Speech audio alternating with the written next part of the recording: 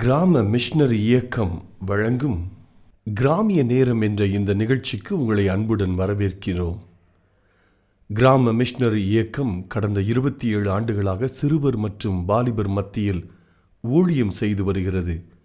800க்கும் மேற்பட்ட மிஷனரிகளோடு தமிழ்நாட்டில் உள்ள 38 மாவட்டங்கள் உட்பட ஆந்திரா, ஒடிசா, கர்நாடகா, சத்தீஸ்கர், ஜார்க்கண்ட் மற்றும் மத்திய பிரதேசம் ஆகிய மாநிலங்களிலும் நற்செய்தி பணியை செய்து வருகிறது.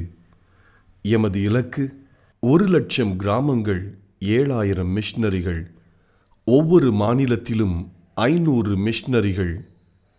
எமது தரிசனம் என் ஆட்டுக்குட்டிகளை மேய்ப்பாயாக என்ற வசனத்தின்படி கிராமங்களில் உள்ள சிறுவர் மற்றும் வாலிபர்களை கிறிஸ்துவுக்குள் வழிநடத்தி அவர்கள் மூலம் கிராமங்களை சுவிசேஷ மயமாக்குதல், சந்திக்கப்படும் சிறுவர் மற்றும் வாலிபர்களை நாளைய தலைவர்களாகவும் ஊழியர்களாகவும் உருவாக்குதல், ஒவ்வொரு கிறிஸ்தவரையும் ஆத்தும ஆதாயம் செய்கிறவராக மாற்றுதல். இப்பொழுதும் எமது நிகழ்ச்சிகளை ஜெபத்துடன் பார்த்து பயனடையுங்கள். செயல்படும் கிறிஸ்தவர்களாக தேவனுக்கு உங்களை அர்ப்பணிப்பது உறுதி. உங்ககிட்ட ஒரு நிமிஷம் பேசலாமா? ஒரு விவசாயி தன்னோட சொந்த நிலத்தை பண்படுத்தி நிறைய திராட்சை கொடிகளை அந்த செழிப்பான இடத்துல நட்டு வச்சாராம். எந்த ஒரு மிருகங்களும் அதை பச்சி தரக்கூடாதுன்னு சொல்லி அதை வேலி அடைச்சு பாதுகாத்தாராம். நம்ம இவ்வளவு நல்லா பாதுகாக்கிறோமே, நிச்சயமா இது இனிப்பான கனிகளை கொடுக்கும்னு சொல்லி நம்பி ஒரு பெரிய திராட்சை ரசம் தயாரிக்கிற ஃபேக்டரியவே ஓபன் பண்ணிட்டாராம். ரொம்ப எதிர்பார்ப்போட காத்திருந்தாருங்க. ஆனா அது ரொம்ப கசப்பான கனிகளை கொடுத்துச்சான். இதனால விவசாயி சோர்ந்து போயிட்டாராம். இதே போலதாங்க நம்மளோட ஏசப்பாவும் நம்மளோட வாழ்க்கையில எல்லா பிரச்சனைகள் இருந்து நம்மளை பாதுகாத்து நம்மளோட தேவைகளை சந்திச்சு இன்னட்டுமா நம்ம உயர்த்தி அழகு பாக்குற ஆண்டவருக்கு இனிப்பான கனிகளான அன்பு, சந்தோஷம், சமாதானம் இந்த மாதிரி கனிகளை கொடுக்கிறோமா, இல்ல கசப்பான கனிகளான கோபம், பெருமை, பொறாமை இந்த மாதிரி கனிகளை கொடுக்கிறோமான்றத நம்ம சிந்திச்சு பார்க்கணுங்க. வேதத்துல கூட ஒரு வசனம் இருக்கு, கலாத்தியர் 5:22-23 ஆவின் கனிகள் 9 கனிகள் இருக்குங்க. இந்த மாதிரி கனிகள் நிறைந்த வாழ்க்கை வாழணும் தான் இன்னைக்கு ஏசப்பா நம்ம இடத்துல எதிர்பார்க்கிறாரு. ஹலோ நேயர்களே, உங்ககிட்ட ஒரு நிமிஷம் பேசலாமா? ஒரு நாள் பெஞ்சமின் பிராங்க்லின்ங்கிறவங்க ஒரு இலக்கிய கூட்டத்துக்கு போயிருந்தாங்க. அங்க இருக்க எல்லாருமே பிரெஞ்சு மொழியில பேசினாங்க. ஆனா பெஞ்சமின் பிராங்க்லினுக்கு பிரெஞ்சு மொழி தெரியாது. இதை எப்படியாவது நம்ம சமாளிக்கணும்னு ஒரு முடிவு பண்ணாரு. அப்பதான் அவருக்கு ஆப்போசிட்ல ஒரு லேடி உட்கார்ந்து இருந்ததை அவர் பார்த்தாரு. அவங்க அங்க பேசுற ஒவ்வொரு இதுக்கும் நல்லா கைத்தட்டி சிரிச்சு அவங்க கவனிச்சுட்டு இருந்தாங்க. அதை பார்த்ததும் இவருக்கு ஒரு யோசனை வந்தது. இந்த லேடியை பார்த்து அவங்க கைத்தட்டும் போதெல்லாம் நம்மளும் கைத்தட்டுவோம், அவங்க சிரிக்கும் போதெல்லாம் நம்மளும் சிரிப்போம், அப்படின்னா யாராலையும் நம்மளுக்கு தெரியாதுங்கிறத கண்டுபிடிக்கவே முடியாதுன்னு ஒரு முடிவுக்கு வராரு. அவர் நல்லா கைத்தட்டி சிரிச்சு எல்லாத்தையும் கவனிச்சார். ஒரு வழியா அந்த கூட்டமும் முடிஞ்சிருச்சு. அப்ப அவரோட ஃப்ரெண்ட் அவர்கிட்ட வந்து, பெஞ்சமின், எல்லாரும் உன்னை கேலி பண்ணும் போது நீ தான் எல்லாத்தோட அதிகமா கைத்தட்டின, எல்லாரும் உன்னை கிண்டல் அடிக்கும் போது நீ தான் எல்லாத்தோட அதிகமா சிரிச்ச. இதை கேட்ட பெஞ்சமின் பிராங்க்லின் ரொம்ப ஷாக் ஆயிட்டாங்க. வேதத்துல கூட ஒரு வசனம் சொல்லுது, உள்ளதை உள்ளதென்றும் இல்லதை இல்லதென்றும் கூறுங்கள். சில நேரங்கள் நமக்கு தெரியாததை தெரிஞ்சதை போல பாவனை செய்யறதை விட நமக்கு தெரியாதுங்கிற உண்மையை சொல்றதே மேலானது.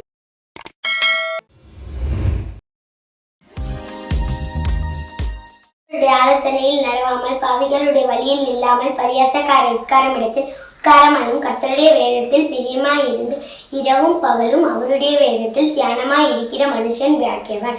அவர் நீர்க்கால்களின் ஓரமாய் நடப்பட்டு தன் காலத்தை தன் கனியை தந்து இலையுதிராய் இருக்கிற மரத்தை போல் இருப்பான். அவன் செய்வதெல்லாம் வாய்க்கும். துன்மார்க்கரோ அப்படி இராமல் காற்று பறக்களிக்கும் பதரை போல் இருப்பார்கள். ஆகையால் துன்மார்க்கர் நியாய தீர்ப்பிலும் பாவிகள் நீதிமான்களின் சபையிலும் நிலை நிற்பதில்லை. கர்த்தர் நீதிமான்களின் வழியை அறிந்திருக்கிறார், துன்மார்க்கரின் வழியோ அழியும். சங்கீதம் 1:1.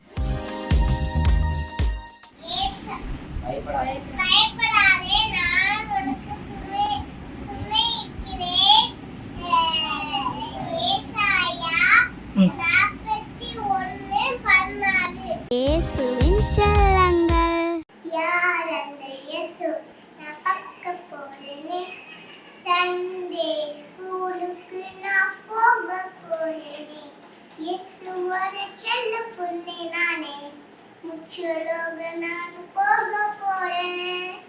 நீ வரியா, என் கூட வரியா, இயேசு சாமிக்கு பண்ணட்டாரியா, யார் அந்த இயேசு நான் பார்க்க போறேனே. சண்டே ஸ்கூலுக்கு நான் போக போறேனே, இயேசு வர செல்ல புள்ளே நானே.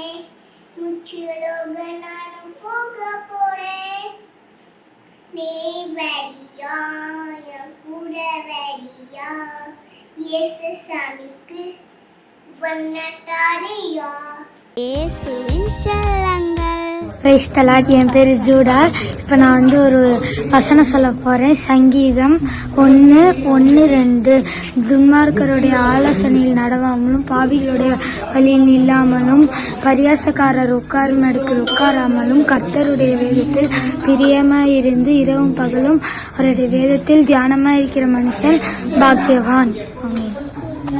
ஆண்டவர் உன்னை நம்புகிறார், உன்னிடத்தில் திகிலடைகிறார், வியாகுலப்படுகிறார்.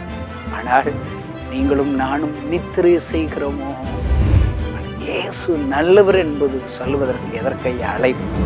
செலக்ட் பண்ணி அதற்கு அபாத்திரராய் இருந்தபடியால் ஆண்டவர் சிலரை ரிஜெக்ட் பண்ணுகிறார். நீங்க செலக்டடா ரிஜெக்டடான்னு தெரில.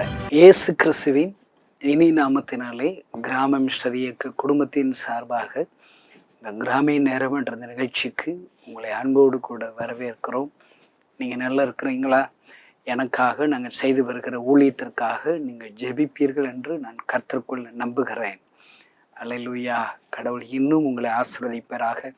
அநேகரிடத்தில் இருந்து வருகிற சாட்சிகள், இந்த டிவியிலே நீங்கள் கொடுக்குற செய்திகளை பார்த்து எங்கள் கணவர் ரட்சிக்கப்பட்டார், ஆலயத்திற்கு வராத என் பிள்ளைகள் ஆலயத்திற்கு வர ஆரம்பித்து விட்டார்கள், குடிக்கிற பழக்கத்தை நிறுத்தி விட்டார்கள், ஜெபிக்க ஆரம்பித்திருக்கிறோம், ஊழியம் செய்ய தொடங்கி இருக்கிறோம், கொடுக்க தொடங்கி இருக்கிறோம் என்கிறதான செய்திகள் என்னை ஆண்டவருக்குள்ளாக துதிக்க வைக்கிறது. இன்னும் உற்சாகத்தோடு கூட இந்த டிவி ஊழியத்தை தடையில்லாமல் செய்வதற்கு உங்களுடைய சாட்சிகள் மிகுந்த பிரயோஜனமாக இருக்கிறது.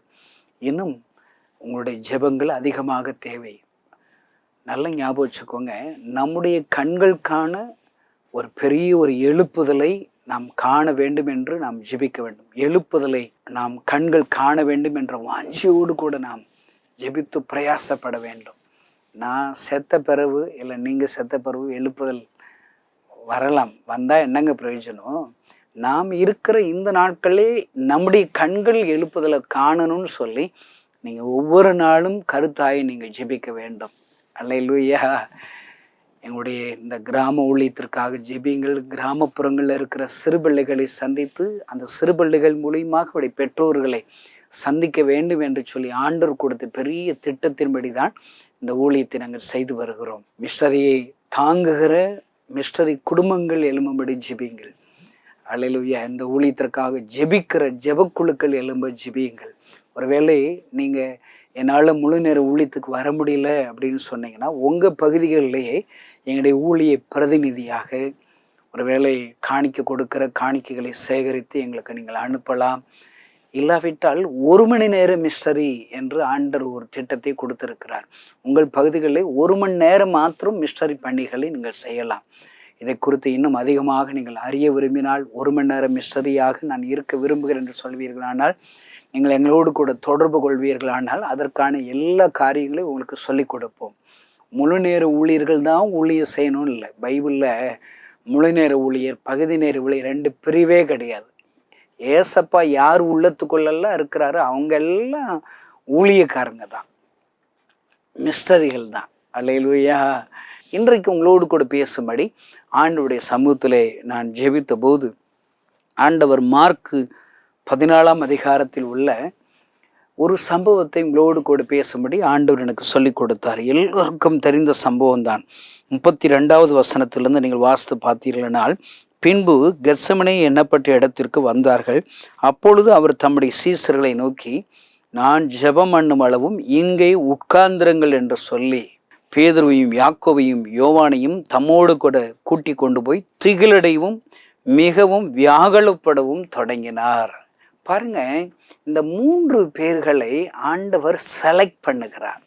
செலக்ட் பண்ணி தனியே அழைத்து அவர்களோடு கூட திகிலடைய தொடங்குகிறாராம், வியாகுலப்பட தொடங்குகிறாராம். இந்த செய்தியை கேட்கிற அருமையான சகோதரனே சகோதரியே, இன்றைக்கு இந்த 3 பேர்களை ஆண்டவர் செலக்ட் பண்ணது போல இன்றைக்கு செய்தி கேட்கிற உங்கள் ஒவ்வொருவரையும் ஆண்டவர் செலக்ட் பண்ணி இருக்கிறாருங்க. பைபிளில் ஆண்டவர் வேறு பிரித்த நபர்கள் நிறைய இருக்கிறாங்க, ரிஜெக்ட் பண்ணவங்க நிறைய இருக்கிறாங்க. செலக்ட் பண்ணி அதற்கு அபாத்திரராக இருந்தபடியால் ஆண்டவர் சிலரை ரிஜெக்ட் பண்ணுகிறார். நீங்கள் செலக்டடா ரிஜெக்டடான்னு தெரில. என்னை பொறுத்தளவுக்குங்க, இங்க 12 பேர்களையும் ஆண்டவர் கெத்செமனுக்கு அழைச்சிட்டு போறாரு. கொஞ்சம் பேரை அங்க ஒரு இடத்துல உட்கார சொல்லிடுறாரு. 9 பேரை உட்கார சொல்லிட்டு 3 பேரை மட்டும் செலக்ட் பண்ணி தனியே கொண்டு போய் வியாகுலப்படுகிறார், திகிலடைய தொடங்குகிறார். அப்ப மீதி 9 பேர் என்னாச்சுங்க? ஒருவேளை அவங்க கூட அன்பு இல்லையா? எல்லா அன்பு இருக்குது. அவர்களும் ஆண்டவருக்காக தன்னுடைய வாழ்க்கையை ஒப்பு கொடுத்தவர்கள் தான். ஆனால் அந்த 9 பேர்களை காட்டிலும் இந்த 3 பேர்களை ஆண்டவர் மிகவும் நம்புகிறார், வேறுபிரிக்கிறார். அவரிடத்துல இன்னும் என்னுடைய எல்லா பாரத்தையும் பகிர்ந்து கொள்ள வேண்டும் என்று சொல்லி அவர்களை வேறுபிரிக்கிறார். அதற்காகத்தான் அவர்களுக்கு 3 பேர்களுக்கு நான் பேர் வைத்திருக்கிறேன், செலக்டட் 3 persons. ஹல்லேலூயா. ஆண்டவர் நினைக்கிறார் இவங்கிட்ட நம்முடைய பாரங்களை சொல்லணும்னு சொல்லி அவர் நினைக்கிறார். இவர்களை நம்புகிறார். ஐயா, 3 நபர்களையும் மற்ற 9 நபர்களை காட்டில் இந்த 3 பேர்களை மிகவும் ஆண்டவர் நம்புகிறார். பாருங்க, அங்க போட்டிருக்கிற வார்த்தைகளை, எழுதப்பட்ட வார்த்தைகளை, திகிலடைய தொடங்குகிறாராம், வியாகுலப்பட தொடங்குகிறார், தன்னுடைய பாரத்தை எல்லாம் சொல்லி அழுகிறார், பாரப்படுகிறார். ஐயா, அருமையான இந்த செய்தி கேட்கிற சகோதரனை சகோதரியை, இன்றைக்கு உன் ஆவிக்குரிய கண்கள் திறக்கப்படும்படி நான் ஜெபிக்கிறேன். ஆண்டவருடைய அந்த திகிலடைய தொடங்குகிற அந்த சத்தம் உன் காதுகளில் கேட்கிறதா? வியாகுலப்படுகிற அந்த சத்தம் உன் காதுகளில் கேட்கிறதா? பாருங்கள், பைபிள் எல்லாம் நீங்க வாசித்து பாருங்க. சில பேர்கள் ஆண்டவர் செலக்ட் பண்ணி அவர்களோடு கூட தம்முடைய பாரத்தை பகிர்ந்து கொள்ளுகிறார். நான் அடிக்கடி எல்லா சபைகளும் பேசப்படுகிற வார்த்தை என்ன? ஏசாயா 6ஆம் அதிகாரத்தில் உள்ள வார்த்தைகள். ஆண்டவர் ஏசாயாவுடைய ஆவிக்குரிய கண்களை திறந்து ஆண்டவர் அவனுக்கு தரிசனமாகிறார். அந்த தரிசன வார்த்தைகள் என்ன? யாரை அனுப்புவேன், யார் நமது காரியமாக புறப்பட்டு போவார்கள் என்று சொல்லி ஆண்டவர் மிகவும் வியாகுலப்படுகிறார். பாருங்க, அந்த ஏசாயா புஸ்தகத்துடைய 1ஆம் வசனத்திலிருந்து நீங்க வாசித்து பார்த்தீங்கன்னா, உசியா ராஜா மரணம் அடைந்த வருஷத்திலே, பாருங்க, அந்த ஏசாயாவுக்கும் உசியா ராஜா நல்ல நண்பர்கள். அந்த ராஜா இறந்து போயிட்டார். ஒரு இழப்புகளோடு கூட இந்த வசனம் தொடங்குகிறது. தன்னுடைய ராஜாவாக இருந்த அந்த உசியா மரித்த அந்த இழப்புகள் மிகுந்த துக்கமாக இருக்கலாம் இந்த ஏசாயா. பாருங்கள், அப்படிப்பட்ட மரணம் அடைந்த நாட்களிலே இந்த ஏசாயாவிற்கு ஆண்டவர் தரிசனம் காண்பிக்கிறார். அந்த தரிசனத்தினுடைய அந்த வார்த்தைகளை கவனித்து பார்த்தீங்கன்னா தெரியும், ஆண்டவர் உயரமும் உன்னதமான சிங்காசனத்தின் மேல் வீற்றிருக்க கண்டேன். இங்க ராஜா, உலகத்துல ராஜாவா நம்பின உசியா இறந்தாச்சு.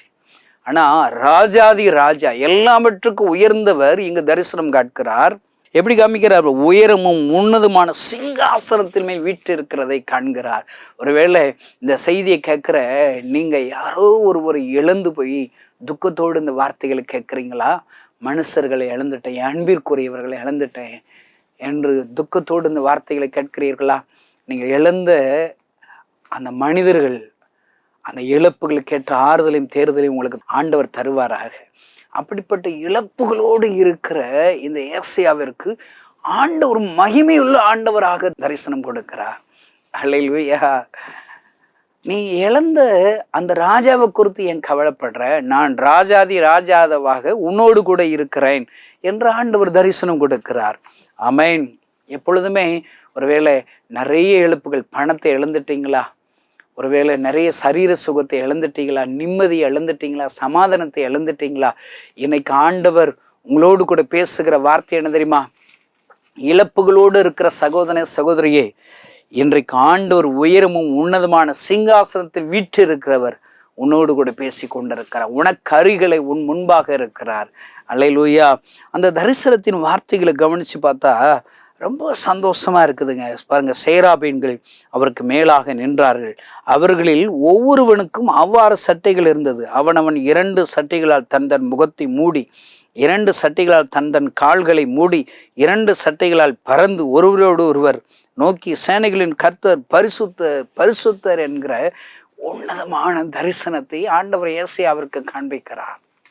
இவன் அத்தனை பெரிய ஆண்டவரை பார்த்தவுடன் அதிசயித்து போகிறான். அந்த தரிசனத்தை பார்த்து ஆச்சரியத்தோடு பார்த்து கொண்டிருக்கையில்தான் அங்கு ஆண்டவருடைய அழுகிற சத்தத்தை இந்த ஏசையா கேட்கிறேன். யாரை அனுப்புவேன்? யார் நமது காரியமாக போவான்? பாருங்க, இந்த சத்தியத்திலிருந்து அநேக என்னுடைய ஊழியத்திற்கான உத்வேகத்தை நான் பெற்றிருக்கிறேன். நல்லா நீங்க வாசித்து பாருங்க. ஆண்டவர் அழுது கொண்டிருக்கிறார், பரிதவிக்கிறார், துக்கத்தோடு இருக்கிறார். யாரை நான் அனுப்புவேன்? அவர் அழுகிறார். நல்ல கவனிங்க, ஏசையாவை நீ வரமாட்டாயான்னு சொல்லி இங்க அழலைங்க. அவர் அழுகிறார். யார் நமது காரியமாக புறப்பட்டு போவான் என்கிற அந்த அழுகிற சத்தத்தை ஏசையா கேட்டவுடன், நீங்க பின்பாக அந்த சத்தத்தை கேட்டு இவன் சொல்லுகிற வார்த்தையை, ஏசையாவுடைய வார்த்தை என்ன தெரியுமா? என்னை அனுப்பும், இதோ அடியே நான் இருக்கிற, என்னை அனுப்பும் என்று பதில் சொல்லுகிறான். அல்லேலூயா. இதுதாங்க ஆண்டவர் இன்றைக்கு விரும்புகிறது. நிறைய பேர் எனக்கு ஊழிய அழைப்பு இல்லை. நான் சொல்கிறேன், நீங்கள் வேலை பார்க்குற அரசாங்க வேலை பார்க்குறவங்க யாராவது இந்த செய்தியை கேட்குறீங்களா? உங்களை ஆண்டவர் அழைச்சி தான் அந்த அரசாங்க வேலையை நீங்கள் செய்கிறீங்களா? ஐயோ, அரசாங்க வேலை பார்க்குறதுக்கு யாருமே இல்லை, என் மகனை நீ தான் பார்க்கணும் அப்படின்னு சொல்லி ஆண்டவர் பேசினாரா? இல்லை, அது உங்களுக்கு தேவை. ஆண்டவர் அந்த வேலையின் மூலியமாக நீங்கள் போஷிக்கப்படணும், ஆண்டவருக்கு சாட்சியாக இருக்கணும்னு சொல்லி அந்த வேலையை ஆண்டவருக்கு உங்களை கொடுத்துருக்குற, நீங்களும் ஆண்டோட ஒப்பு கொடுத்துட்டீங்க. நீங்கள் சொல்லுங்க பார்க்கலாம். ஆண்டவர் அழைக்கவே இல்லை. இப்போ பாருங்க, ஆனால் ஊழியன் வரும்போது ஃபுல்லாக ஏசப்பா என்கிட்ட பேசட்டுன்னு சொல்லுவாங்க, ஏசப்பா என்னை அழைக்கட்டுன்னு சொல்லாங்க. அவங்கள்ட்டன்னா நான் சொல்லுவேன், சமாரிய ஸ்திரியே நீங்கள் வாசித்து பாருங்க, யோவான் 4ஆம் அதிகாரத்தில் கிணற்றுல தண்ணி எடுக்க வர்றா. அங்கே போய் ஏசப்பா கைகூப்பி வந்து நிற்கிறார் பாருங்க. தாகத்திற்கு தண்ணீர் தான் என்று நிற்கிறார். எத்தனை பெரிய ஆண்டவர் ஐயா! இன்றைக்கு அதே ஆண்டவர் தான் ஒவ்வொரு கிறிஸ்தவரிடத்திலே கைகூப்பி நிற்கிறார், தாகத்தோடு கூட நிற்கிறார். ஐயோ, எனக்கு ஜெபிக்கிறவர்கள் தேவை, என்னுடைய ஊழியத்தை செய்கிறவர்கள் தேவை, என்னுடைய ஊழியத்தை தாங்குற காணிக்க கொடுக்கிறவர்கள் தேவை என்று சொல்லி ஆண்டவர் கைகூப்பி தாகத்தோடு கூட நிற்கிறார். அல்லேலூயா. சிலுவையில் அடிக்கப்படும் போது தாகமாயிருக்கிறேன் என்று சொல்லி அழுது அதே தேவன் தான் இன்றைக்கும் அதே கண்ணீரோடு கூட தான் ஒவ்வொருவருடைய அருகிலும் நின்று கொண்டிருக்கிறார், ஒவ்வொருவருக்கும் முன்பாக நின்று கொண்டிருக்கிறார். பாருங்கள், அந்த சமாரிய ஸ்திரீ இயேசுதான் ரட்சகர், அவர் தீர்க்கதரிசி என்பதை அறிந்தவுடன், அறியாதற்கு முன்னாடி கிணறு ஆழமா இருக்கிறதை உம்மிடத்தில் பாத்திரம் இல்லை என்று சாக்கு போக்கு சொல்லுகிறார். என்னோடு கூட பேசுகிறவர் இயேசு, அவர் தீர்க்கதரிசி என்று சொன்னவுடன் நான் கொண்டு வந்த குடத்தை வைத்து விட்டு ஊருக்குள்ளாக செல்லுகிற இந்த சந்தோஷத்தை எல்லோருக்கும் சொல்ல வேண்டும், எல்லோரோடு கூட நான் பகிர்ந்து கொள்ள, இந்த நற்செய்தியை நான் சொல்ல வேண்டும் என்று சொல்லி அவள் சொல்லுகிற ஒரு சில வார்த்தைகள் தான் அந்த சுவிசேஷமாக அறிவிக்கிறார். அவர் தீர்க்கதரிசி தானா, வந்து பாருங்கள் என்று சொல்லுகிறார். அல்லேலூயா. இந்த செய்தி கேட்கிற சகோதரனே சோரி, அவங்கள நீ போய் என்னை பற்றி ஊருக்குள்ளே போய் சொல்லு, நீ ஊழியத்துக்கு வான்னு ஆண்டவர் அழைக்கவே இல்லைங்க. இயேசு நல்லவர் என்பது சொல்வதற்கு எதற்கைய அழைப்பு? அருமையான தேவனுடைய பிள்ளைகளே, இங்கே மார்க் புஸ்தகத்தில் இந்த 3 நபர்களையும் செலக்ட் பண்ணி தனியே கொண்டு போய் ஆண்டவர் திகிலடையவும் வியாகுலப்படவும் தொடங்குகிறார். ஆனால் அவர்கள் அந்த கண்ணீருக்கு பதிலாக இருந்தார்களா? இல்லவே இல்லை. நீங்கள் அந்த வசனத்து பின்பாக இருக்கிற வசனத்தை எல்லாம் வாசித்து பாருங்க. அப்பொழுது அவர், என் ஆத்துமா மரணத்துக்கு ஏதுவான துக்கம் கொண்டிருக்கிறது, நீங்கள் இங்கே தங்கி விழித்திருங்கள் என்று சொல்லி சற்று அப்புறம் போய் தரையில விழுந்து ஜெபம் பண்ணுகிற. பாருங்க, இந்த 3 பேர்களையும் நான் மரணத்துக்கு ஏதுவான துக்கம் கொண்டிருக்கிறேன், என்னோடு கூட தங்கி விழித்திருக்க கூடாதா என்று சொல்லி ஆண்டவர் சொல்லி போகிறார். ஆனால் நடந்தது என்ன தெரியுமா? 37 வசனம் பின்பு அவர் வந்து பார்த்தா அவங்க எல்லாம் நித்திரை பண்ணுகிறார்கள். இன்றைக்கு அதுதாங்க திருச்சபையுடைய நிலைமை, அதுதான் ஊழியக்காரருடைய நிலைமை. அதனால செலக்டடு பர்சன், அந்த 3 பேர்களுடைய நிலைமை நித்திரை செய்கிறார்கள். அருமையான செய்தி கேட்கிற சகோதரே சௌரே, ஆண்டவர் உன்னை நம்புகிறார், உன்னிடத்தில் திகிலடைகிறார், வியாகுலப்படுகிறார். ஆனால் நீங்களும் நானும் நித்திரை செய்கிறோமோ? ஆண்டவர் இந்த தமிழ்நாட்டில் உள்ள கிராமங்களில் இருக்கிற வாலிபர்களை பார்த்திருப்பார். அவர்கள் எல்லோரும் பாவத்தில் மரித்து கொண்டிருக்கிறார்கள், குடிக்கிறார்கள், வெறிக்கிறார்கள். ஐயா, எத்தனை பரிதாபம் ஐயா! பாருங்கள், அவர்கள் இடுகிற அந்த பாவம் பரலோகத்தை எட்டி பரலோகத்தில் இருக்கிற வீட்டில் இருக்கிற ஆண்டவரை வியாகுலப்படுத்தி இருக்கிறது, திகிலடைய செய்திருக்கிறது. திகிலடைய செய்திருக்கிறது. ஆண்டவர் இன்றைக்கு செலக்ட் பண்ண எல்லாரோடு கூட பேசுகிறார். இந்த வாலிபர்களுக்கென்று ஏதாகிலும் நீங்கள் செய்ய மாட்டீர்களா?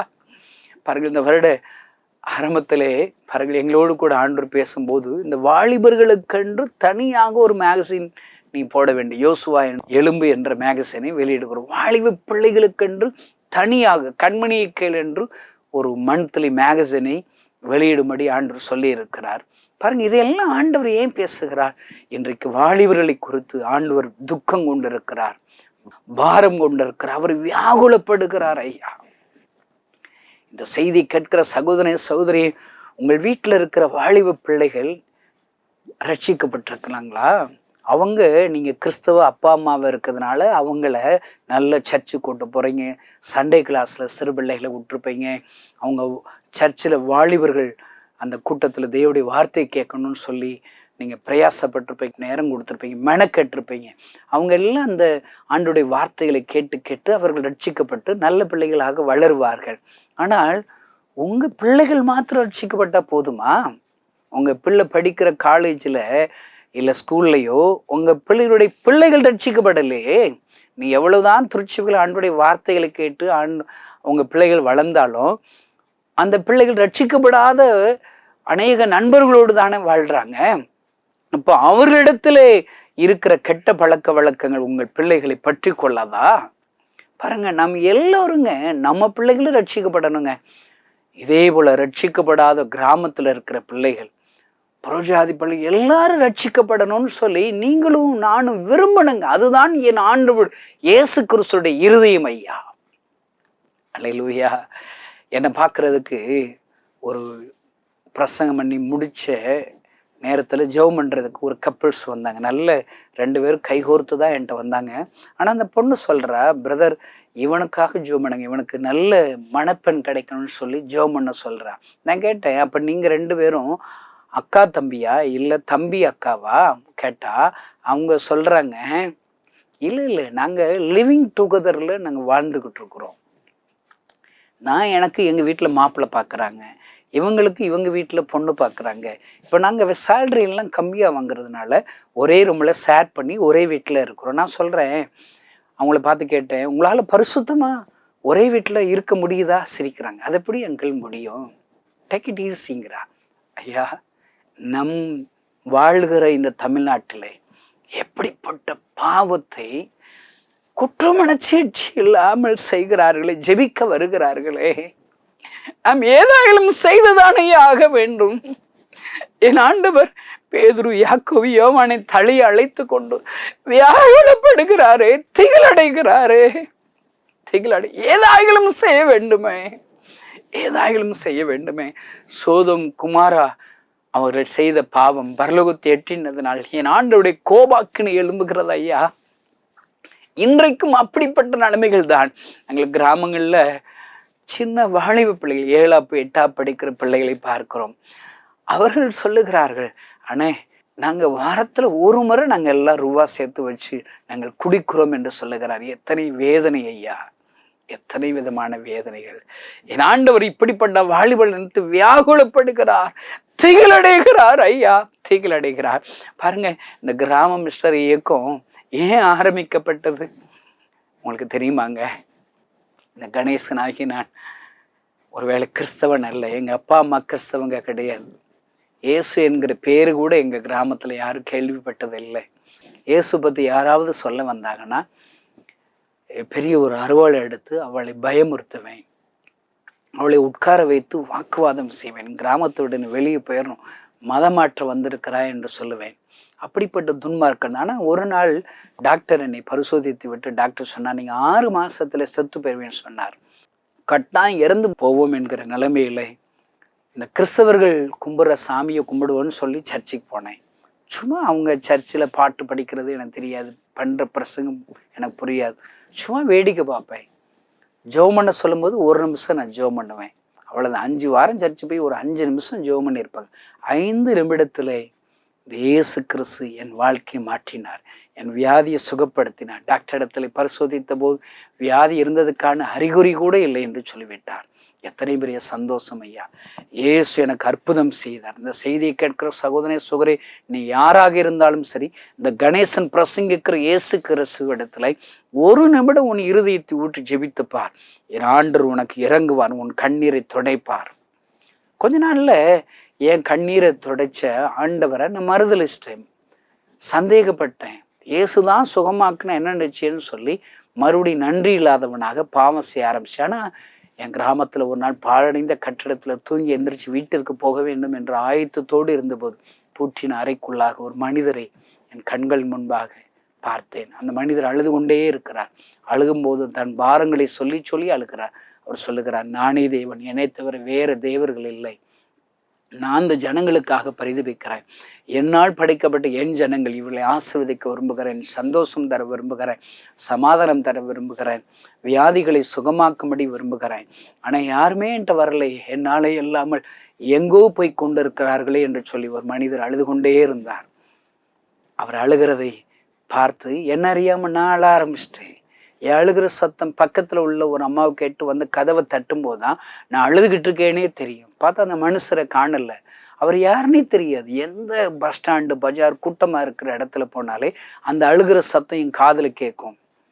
யாரோ ஒருவர் அழுகிறார், யார் என்று தெரியவில்லை என்ற கேள்வியோடு இருந்தபோது ஒரு நாள் ஒரு கிறிஸ்தவ நண்பர் பைபிள் படித்து கொண்டிருந்தார். அவ்விடத்தில் நான் விசாரிக்கும் போது தான் உலகத்தில் உள்ள எல்லா ஜனங்களுக்காக ஒருவர் அழுகிறார் என்றால் அவர் ஒரு மனிதர் இல்லை, அவர் தான் இயேசு கிறிஸ்து என்று எனக்கு சொல்லிக் கொடுத்தார். ஏன் கண்ணீரை துடைத்த இயேசு உலகத்தில் உள்ள எல்லா ஜனங்களுக்காக கண்ணீர் வடிக்கிறாரா, அழுது கொண்டு இருக்கிறாரா? அவர் தான் உண்மையான கடவுள் என்று அன்னைக்கு இயேசுவை ஏற்றுக்கொண்டார். ஐயா, இன்னைக்கு நான் ஊழியம் செய்கிறதுக்கு காரணம் என்ன தெரியுமா? இவ்வளோ பெரிய கிராம மிஷனரி இயக்கம், இந்த மிஷனரி பணியை செய்வதற்கு காரணம் என்ன தெரியுமாங்க? என் ஆண்டவுடைய அழுகிற சத்தம் ஐயா. இன்றைக்கும் அவர் அழுது கொண்டே இருக்கிறார் ஐயா. கிராமங்களுக்கா பரிதபிக்கிறார், சிறுபிள்ளைகளுக்கா, வாலிபர்களுக்கா என் ஆண்டவர் அழுது கொண்டே இருக்கிறார் ஐயா. நான் அழுகிற என் கண்ணீரை துடைச்சி இயேசு கண்ணீர் வடிக்கிறாரே என்று சொல்லி என் வாழ்க்கை அர்ப்பணிச்சு, ஏசப்பா அழாதீங்க, நான் இருக்கிறேன், ஏசப்பா நான் உங்கள் ஊழியத்தை செய்யணும்னு சொல்லி அவர் கைகளை ஒப்பு கொடுத்தங்க. இந்த பேதுரு, யோவான், யாக்கோபை தனியே அழைத்து வியாகுலப்படுகிறது போல, திகிலடைகிறது போல அருமையான இந்த செய்தியை கேட்கிற சகோதர சோரே, உன்னோடு கூட என் ஆண்டவர் பேசுகிறார், வியாகுலப்படுகிறார். 1 மணி நேரம் கூட நீ விழித்திருக்க கூடாதா? ஹல்லேலூயா. அருமையான தேவனுடைய பிள்ளைகளை, இந்த ஆண்டவருக்காக நீ என்ன செய்தீர்கள், என்ன செய்து கொண்டிருக்கிறீர்கள், என்ன செய்ய போகிறீர்கள்? இந்த கணேசன் ஏசப்பா கண்ணீரை துடைக்கணும்னு அர்ப்பணிச்சேன், என்னை கொண்டு எத்தனையோ எழுப்புதலை கொடுக்கிறாரே. நீங்கள் என்ன செய்ய போகிறீர்கள்? கண்களை மூடி ஆண்டவர் கைகளை அர்ப்பணிப்போமா? பரலோகத்தில் இருக்கிற எங்கள் அன்பு தகப்பனே, செலக்டடு அந்த 3 நபர்களை வேறுபடுத்து திகிலடைந்தீரே, வியாகுலப்பட தொடங்கினீரே. இன்றைக்கும் இந்த தமிழ்நாட்டில் உள்ள கிராமங்களுக்காக திகிலடைகிறீரே, வியாகுலப்படுகிறீரே. அந்த 3 பேர்களும், நீங்கள் செலக்ட் பண்ணுற 3 பேர்களும் ஆண்டவரை நித்துரை செய்தது போல, ஆண்டவரை இந்த செய்தி கேட்கிற ஒவ்வொருவரும் நித்துரை செய்யாதபடி உம்முடைய கண்ணீரை துடைக்கிறவர்களாக, உமக்கென்று செயல்படுகிறவர்களாக மாற்றும். ஆண்டவரே, இந்த நாளிலே ஏசையாவை போன்று என்னை அனுப்பும், நான் இருக்கிறேன் என்று யாரெல்லாம் ஒப்பு கொடுக்கிறார்களோ, ஒருவேளை இந்த கணேசனை போன்று ஏசப்பா அழாதீங்க நான் இருக்கிறேன் என்று சொல்லி யாரெல்லாம் ஒப்பு கொடுக்கிறார்களோ அவர்களை எடுத்து பயன்படுத்துவீர்களாக, அவர்களை ஆசீர்வதிப்பீராக. பெரிய காரணம் இயேசு நாமத்தினால் பிதாவே, ஆமென். இந்த செய்தி நிச்சயமாக உங்களை செயல்பட தூண்டிருக்கும் என விசுவாசிக்கிறோம். நீங்களும் எங்களோடு இணைந்து தேவனுக்காக ஏதாவது செய்ய விரும்புகிறீர்களா? கீழ்கண்ட எங்களது ஊழிய திட்டத்திற்காக ஜெபிக்க முன்வரலாமே. தமிழ்நாடு மற்றும் பிற மாநிலங்களிலும் ஆலயம் கட்ட தேவையாய் உள்ள 1000 கிராமங்களில் இடம் வாங்கி ஆலயம் கட்டப்பட ரூபாய் 5 லட்சமோ அல்லது அதில் ஒரு பகுதியோ கொடுத்து ஆலயம் கட்டி கொடுப்போர் எழும்ப ஜெபியுங்கள். சூனேமியால் எலிசாவுக்கு ஒரு அறை வீட்டை கட்டி கொடுத்தது போல புதிய மிஷனரிகள் தங்கி பயிற்சி எடுப்பதற்கு ரூபாய் 2 லட்சம் கொடுத்து ஒரு மிஷனரி வீட்டை கட்டி கொடுப்போர் எழும்ப ஜெபியுங்கள். நாம் சந்திக்கும் வாலிபர்கள் மற்றும் ஆரம்ப விசுவாசிகளை கிறிஸ்துவுக்குள் வளரச் செய்ய ரூபாய் 300 கொடுத்து முழு வேதாகமும் வாங்கி கொடுப்போர் எழும்ப ஜெபியுங்கள். நாம் பணி செய்யும் 8 மாநிலங்களிலும் உள்ள 880 மிஷனரிகளை மாதந்தோறும் ரூபாய் 10,000 கொடுத்தோ அல்லது இயன்ற காணிக்கையை கொடுத்தோ தாங்குவோர் எழும்ப ஜெபியுங்கள். தமிழ்நாடு மற்றும் பிற மாநிலங்களிலும் துரிதமாக சுவிசேஷம் அறிவிக்கவும் பின்தொடர் பணிக்காகவும் சுவிசேஷ வாகனங்கள் வாங்கி கொடுப்போர் எழும்ப ஜெபியுங்கள். தங்கள் வாலிப மற்றும் சிறு பிள்ளைகள் ரட்சிக்கப்பட, அபிஷேகிக்கப்பட மற்றும் இயேசுவுக்கு சாட்சியுள்ள பிள்ளைகளாக வளர கண்மணி பிள்ளைகள் இயேசுவுக்காக திட்டத்தில் தங்கள் பிள்ளைகளை இணைக்கிற பெற்றோர்கள் எழும்ப ஜெபியுங்கள். இந்தியா முழுவதிலும் இன்னும் துரிதமாக நம் மிஷனரி பணிகள் நடக்க மாதந்தோறும் அல்லது வருடத்திற்கு ஒரு முறையாவது ரூபாய் 1000 கொடுத்து எழுப்புதல் விரும்பும் பங்காளர் திட்டத்தில் இணைகிற அநேகர் எழும்ப ஜெபியுங்கள். மேலும் எங்களோடு தொடர்பு கொள்ள விரும்பினால் திரையில் காணும் எங்கள் முகவரியும் குறித்துக் கொள்ளுங்கள். கிராம மிஷனரி இயக்கம், தபால் பெட்டி எண் 51, விருதுநகர் 626001. இந்த நிகழ்ச்சியையோ அல்லது எங்கள் ஊழியத்தையோ நீங்கள் தாங்க விரும்பினால் எங்கள் தொலைபேசி எண்ணை குறித்துக் கொள்ளுங்கள். 7378000444. கர்த்தர் தாமே உங்களை ஆசீர்வதிப்பாராக.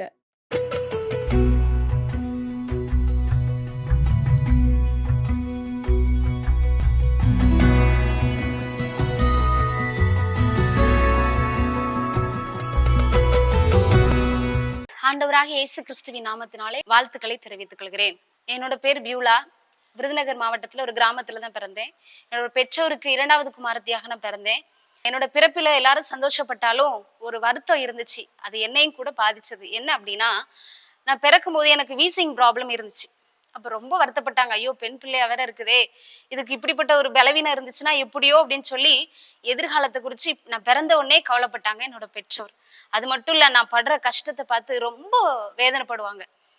நான் ஸ்கூல் படிக்க போகும்போது என்னால என்ன செய்ய முடியாது, எல்லா பிள்ளைங்கள மாதிரியும் விளையாட என்னால முடியாது. ஒருவேளை நான் அப்படி விளையாண்டுட்டேன் அப்படின்னு சொன்னா அன்னைக்கு நைட்டு நான் மட்டும் இல்ல, என்னோட பெற்றோர், என் உடன் பிறந்த யாருமே தூங்க முடியாது. ஏன்னா அந்த அளவுக்கு எனக்கு மோசமான மூச்சு திணறல் இருக்கும். என்னால, அதாவது வயசானவங்க அப்படியே கூட்டுக்கும் நெஞ்சுக்கும் இழுத்துக்கிட்டு இருக்கு அப்படி சொல்லுவாங்களே, அதை விட மோசமா இருக்கும். அது மட்டும் இல்லை, என்னால் உட்கார முடியாது, படுக்க முடியாது, இருமிட்டே இருப்பேன். அன்னைக்கு நைட்டு ஃபுல்லா எனக்கு தூக்கமே இருக்காது. பயங்கர மெலிந்த நிலைமையில இருப்பேன். என்னோட பலவீனத்தை பார்த்து நானே ஆண்டர்கிட்ட கேட்டிருக்கேன், ஏசப்பா என்ன நீங்க எடுத்துட்டீங்கன்னா நான் உங்கள்கிட்ட வந்துருவேன் ஏசப்பா, இந்த கஷ்டத்தை என்னால தாங்க முடியல ஏசப்பா அப்படின்லாம் நான் ப்ரேயர் பண்ணியிருக்கேன். சின்ன பிள்ளையிலே அப்படி ப்ரேயர் பண்ணியிருக்கேன். ஏன்னா என்னால அதை தாங்க முடியாது. அதுல இருந்து என்னால மூச்சு விட முடியலன்னு எவ்வளவு கஷ்டமா இருக்கும். நான் படுத்துட்டே அழுதுட்டு இருப்பேன். என்னால படுக்கவும் முடியாது, அழுதுட்டு இருப்பேன். கண்ணுல இருந்து கண்ணீர் வந்துட்டு இருக்கும். எங்க அப்பாவும் அம்மாவும் என்ன செய்வாங்கன்னா, தலைமாட்டுல கால் மாட்டுல உட்காந்து அழுதுட்டு இருப்பாங்க. ஏசப்பா, என் பிள்ளைக்கு விடுதலை கொடுக்கறதா இருந்தா கொடுங்க, அப்படி இல்லைன்னா நீங்க எடுத்துக்கோங்க ஏசப்பா, இவ படுற கஷ்டத்தை என்னால தாங்க முடியல அப்படின்னு சொல்லிட்டு தலைமாட்டிலும் கால் மாட்டிலும் வடிக்கிற கண்ணீரும் எனக்கு தெரியும். ஆனாலும் என்னால என்ன செய்ய முடியாதுன்னா, அந்த இடத்துல ஒண்ணுமே செய்ய முடியாது. நானும் ப்ரேயர் பண்ணுவேன், ஐயோ அப்பா அம்மா நம்மளை சாக சொல்றாங்களே அப்படின்ற எண்ணம் எனக்கு துளி அளவு வராது. ஏசப்பா இப்ப எடுத்துட்டீங்கன்னா நான் உங்கள்கிட்ட வந்துருவேன்ல அப்படின்ற எண்ணம் தான் இருக்கும். ஏன்னா அவ்வளோ பலவீனம் இருக்கும். நான் 5th ஸ்டாண்டர்ட் வரைக்கும் இங்க கிராமத்துல இருந்துச்சு. இங்க கிராமத்துல பஸ் வசதி இல்லாதனால பக்கத்து கிராமத்துல நடந்து தான் போகணும். 3 கிலோமீட்டருக்கு நடந்து தான் போகணும்.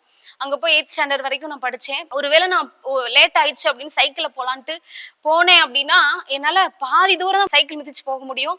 பாதி தூரத்துக்கு அப்புறம் எனக்கு அப்படியே மூச்சு திணறல் வந்துடும். வந்துச்சுன்னா யாருமே இருக்க மாட்டாங்க, என்னால இறங்கி நிக்க கூட முடியாது. ஏதாவது ஒரு கல் இருந்துச்சுன்னா அதுல காலை வச்சுட்டு அப்படியே பிரேக் பிடிச்சிட்டு என்னால மூச்சே விட முடியாது. ஏசப்பா இப்ப என்ன எடுத்துட்டீங்கன்னா நான் உங்கள்கிட்ட வந்துருவேன் ஏசப்பா, எனக்கு இது கஷ்டமா இருக்கு ஏசப்பா அப்படின்னு சொல்லிலாம் நான் அழுவேன். ஆனா அந்த நேரத்துல எனக்கு பலவீனம் இருக்குதா செஞ்சது.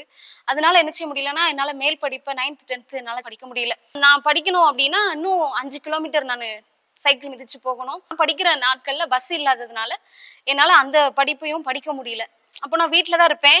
எங்க அப்பாவுக்கு ரொம்ப கவலையா இருக்கும் என்னை பார்த்து. ஐயோ நம்ம பிள்ளை 8th ஸ்டாண்டர்ட் இருக்கு அப்படின்னா கொஞ்சம் பெரிய பிள்ளையா இருக்குனால யோசிப்பாங்க எங்க அப்பா, ஐயோ நம்ம பிள்ளைய நம்ம எப்படி கல்யாணம் பண்ணி கொடுப்போம், எப்படி அவளோட எதிர்காலம் இருக்கும், ஐயோ இவ ஒரு நோயாளி அப்படின்னு சொல்லிடுவாங்களே அப்படின்னு ரொம்ப ஃபீல் பண்ணுவாங்க. எனக்குமே ரொம்ப கஷ்டமா தான் இருக்கும். ஐயோ நம்மளால இந்த வியாதியில இருந்து நம்ம வெளியில வர முடியலையே அப்படின்னு சொல்லிட்டு ரொம்ப நான் அழுவேன், ப்ரேயர் பண்ணுவேன். ஏசப்பா இந்த வியாதியோட இருக்கிறதுக்கு என்ன எடுத்துடலாம்ல, அப்படியே தான் நான் ஜெபம் பண்ணுவேன். ஏன்னா இங்க இருக்கிறத விட அவர் கூட இருக்கிறது ரொம்ப சந்தோஷம் அப்படின்ற எண்ணத்துல நான் சொல்லுவேன். என்னாச்சு அப்படின்னா, ஒரு நாள் சண்டே நான் சர்வீஸ்க்கு போயிருக்கும் போது வொர்ஷிப் டயத்துல நான் பின்னாடி திரும்பி பார்க்கும்போது என்னோட கசின் சிஸ்டர் வந்து பரிசுத்தாவின் அபிஷேகத்துல நிரம்பி துள்ளி குதிச்சு அப்படியே ஆண்டவரை பிரைஸ் பண்ணிட்டு இருக்கிறத பார்க்கும்போது எனக்கு ரொம்ப பயங்கரமான ஒரு வாஞ்ச ஆசை வந்துச்சு. உண்மையிலே பரிசுத்தாவின் அபிஷேகம் அப்படின்னு ஒண்ணு இருந்துச்சுன்னா அது எனக்கு தரணும். நீங்க நெக்ஸ்ட் சண்டேல நான் கண்டிப்பா அபிஷேகத்தினால நான் என்ன செய்யணும், நிரப்பப்படணும் ஆண்டவரே அப்படின்னு சொல்லிட்டு ப்ரேயர் பண்ணேன். அந்த 7 நாட்களும் அந்த 6 நாட்களும் ஜெபிச்சுட்டு மறுவாரம் நான் போனேன் சண்டே சர்வீஸ்ல. ஆண்டவர் தம்முடைய வல்லமையினால என்னை நிரப்புனாரு. உண்மையிலே சொல்றேன், இனம் புரியாத ஒரு சந்தோஷம். அப்படியே ஏதோ ஒரு ஆகாயத்துல பறக்கிற மாதிரியான ஒரு அனுபவம். எனக்கு அதை சொல்ல தெரியல. அப்படிப்பட்ட ஒரு சந்தோஷம் இருந்துச்சு. ஆண்டவர் நாம மகிமைக்காக சொல்றேன். அன்னையில இருந்து அந்த வீசிங் ப்ராப்ளமே என்கிட்ட இல்லவே இல்லை. அதுக்கப்புறம் 10th கரஸ்ல எழுதுறதுக்கு ஆண்டவர் உதவி செஞ்சாரு. நான் பைபிள் காலேஜ் போனேன். பைபிள் காலேஜ் முடிச்சுட்டு நான் என்ன செய்யணும் அப்படின்னு யோசிச்சுட்டு இருக்கும்போது தான் இந்த VMM பத்தி நான் கேள்விப்பட்ட உடனே எனக்கு என்ன ஆசை அப்படின்னா, நம்ம தமிழ் மீடியத்துல முடிச்சிட்டோம், இங்கிலீஷ் மீடியத்துல பைபிள் காலேஜ் படிச்சா நம்மளுக்கு நல்லா இருக்கும், நாலேஜ் கிடைக்கும் அப்படின்னு சொல்லிட்டு நான் எதிர்பார்த்தேன். ஆனா அது எனக்கு கிடைக்காததுனால இங்க வந்து நான் ஜாயின் பண்ணேன். கிட்டத்தட்ட ஆண்டவர் கிருபையினால இங்க வந்து வேதாகம கல்லூரியில படித்து ஊழியம் செய்யும்படியா ஆண்டவர் உதவி செஞ்சார். அநேக கிராமங்கள்ல வாலிபர்கள் மத்தியில, அநேக சிறுவர்கள் மத்தியில ஆண்டுடைய நாமத்தை மகிமைப்படுத்தும்படியாய், அநேக ஆத்துமாக்களை ஆதாயப்படுத்தும்படியாய் ஆண்டவர் நல்ல ஒரு தருணத்தை தந்திருக்கிறார். பாருங்க, என்னோட வாழ்க்கை நீ அவ்வளவுதான், இந்த வியாதியில இருந்து இவளுக்கு விடுதலையே கிடைக்காது, என் பிள்ளைய நோயாளினே சொல்லிடுவாங்கன்னு சொல்லி எங்க அப்பா கூட டிசைட் பண்ணிட்டாங்க. ஆனா அப்படிப்பட்ட எனக்கு ஆண்டவர் சுகத்தை கொடுத்தாருனா, இது பார்த்துட்டு இருக்கிற உங்களுக்கும் இது அவ்வளவுதான், இனி முடியவே முடியாதுன்னு டாக்டர் சொல்லியிருக்கலாம், எல்லா பெரியவங்க சொல்லியிருக்கலாம், ஏன் உங்க மனசுல கூட நினைச்சிருக்கலாம் இனி நம்ம வாழ்க்கையே அவ்வளவுதான், இந்த காரியத்துல நம்ம வெளியிலே வர முடியாது, இந்த பாவ காரியத்துல இருந்து வெளியில வர முடியாது, இந்த வியாதியில இருந்து என்னால தப்பிக்கவே முடியாது அப்படின்னு நினைச்சிட்டு இருக்கலாம். ஆனா ஆண்டவர் நினைச்சார் அப்படின்னு சொன்னா நிச்சயமா இந்த நாளில உங்களுக்கு சுகத்தை கொடுக்க போதுமானவரா இருக்கிறார். நீங்க ஒண்ணுமே செய்ய வேண்டாம். விசுவாசத்தோட ஏசப்பா எனக்கு சுகம் தாங்க, எனக்கு இந்த பாவத்தின் அடிமைத்தனத்திலிருந்து விடுதலை தாங்க அப்படின்னு சொல்லி ஜெபம் பண்ணா போதும், பிரேயர் பண்ணா போதும். ஏசப்பா நிச்சயமா உங்களுக்கு தருவாங்க, நிச்சயமா சுகம் தருவாங்க. இந்த பிள்ளை செத்து போயிரும், இதெல்லாம் பிழைக்காது அப்படின்னு சொல்ற அளவுக்கு இருந்த என்னைய ஆண்டவர் தம்முடைய ஊழியத்துல சுகப்படுத்தி தம்முடைய ஊழியத்துல அநேகருக்கு ஆசீர்வாதமான பாத்திரமா பயன்படுத்த முடியும்னா நிச்சயமா உங்களையும் ஆண்டவர் பயன்படுத்த போதுமானவரா இருக்கிறார். கர்த்தர் உங்களை ஆசீர்வதிப்பாராக.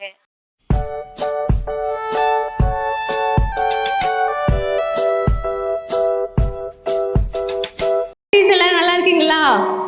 நிச்சயமா சூப்பரா இருப்பீங்க. ஆமாவா இல்லையா? ஏசப்பா உங்களை அழகா படைச்சிருக்காரு, அதனால சூப்பரா இருப்பீங்க. யார் யாரெல்லாம் பட்டாம்பூச்சி பார்த்துருக்கீங்க? எல்லாரும் பார்த்துருக்கீங்க, ஆமா தானே? யார் யாரெல்லாம் மின்மணி பூச்சி பார்த்துருக்கீங்க? சூப்பர், அழகா ஏசப்பா லைட் வச்சு அந்த பூச்சியை படைச்சிருக்காங்க. யாரெல்லாம் குயிலை பார்த்துருக்கீங்க? எல்லாரும் பார்த்துருப்பீங்க, அப்படிதானே? குயிலோட பாட்டு எவ்வளோ அழகா இருக்கும். இப்போ இதை வச்சு ஏசப்பா எவ்வளோ அழகா படைச்சிருக்காரு அப்படின்னு ஒரு பாட்டு கற்றுக்க போகிறோம். சரியா? பாடலாமா? ரெடியா? பறக்குது பறக்குது பட்டாம்பூச்சி தான், மினுக்குது மினுக்குது மின்மினி பூச்சி தான், குக்கு குக்குன்னு கேக்குது குயிலு பாடு சத்தம் தான், குக்கு குக்குன்னு கேக்குது குயிலு பாடு சத்தம் தான், இயேசுவின் சத்தம் கேட்கதா, உன் உள்ளத்துல ஆசை இருக்குதா, இயேசுவின் சத்தம் கேட்கதா, உன் உள்ளத்துல ஆசை இருக்குதா, இயேசுவிடம் ஓடிவா இன்றே நீ ஓடிவா, இயேசுவிடம் ஓடிவா இன்றே நீ ஓடிவா. பாட்டு நல்லா பிடிச்சிருக்கா? ஏசப்பாவோட சத்தம் கேட்கணுமா? ஏசப்பா பைபிள் வசனத்தின் மூலமா உங்களோட பேசுவார், ஆமாவா இல்லையா? இன்னொரு தடவை கத்துக்கலாமா? ரெடியா? பறக்குது பறக்குது பட்டாம்பூச்சி தான், மினுக்குது மினுக்குது மின்மினி பூச்சி தான், குக்கு குக்குன்னு கேக்குது குயிலு பாடு சத்தம் தான், குக்கு குக்குன்னு கேக்குது குயிலு பாடு சத்தம் தான், இயேசுவின் சத்தம் கேட்கதா, உன் உள்ளத்துல ஆசை இருக்குதா, இயேசுவின் சத்தம் கேட்கதா, உன் உள்ளத்துல ஆசை இருக்குதா, இயேசுவிடம் ஓடிவா இன்றே நீ ஓடிவா, இயேசுவிடம் ஓடிவா இன்றே நீ ஓடிவா. என்ன அழகா ஏசப்பா பட்டாம்பூச்சிக்கெல்லாம் கலர் மேலே அழகா டிசைன் வச்சு படைச்சிருக்காங்க இல்லையா? மின்மினி பூச்சி மேலே லைட் வச்சு சூப்பராக படைச்சிருக்காரு. குயில் பாரு அழகா ராகம் வச்சு ஏசப்பா சூப்பராக படைச்சிருக்காரு இல்லையா? அவர் படைச்சி எல்லாமே ஏசப்பா வந்து சந்தோஷமா துதிச்சு மகிமைப்படுத்துது. சரி, இப்போவும் நமக்கு அழகா ஆக்ஷன் சொல்லி தர வராங்க 2-3 அக்கா வராங்க. கரங்களை தட்டி வரவேற்கலாமா? வாங்கக்கா. பறக்குது பறக்குது பட்டாம்பூச்சி தான், மினுக்குது மினுக்குது மின்மினி பூச்சி தான், குக்கு குக்குன்னு கேக்குது குயிலு பாடு சத்தம் தான், குக்கு குக்குன்னு கேக்குது குயிலு பாடு சத்தம் தான், இயேசுவின் சத்தம் கேட்கதா, உன் உள்ளத்துல ஆசை இருக்குதா, இயேசுவின் சத்தம் கேட்கதா, உன் உள்ளத்துல ஆசை இருக்குதா, இயேசுவிடம் ஓடிவா இன்றே நீ ஓடிவா, இயேசுவிடம் ஓடி வா இன்றே நீ.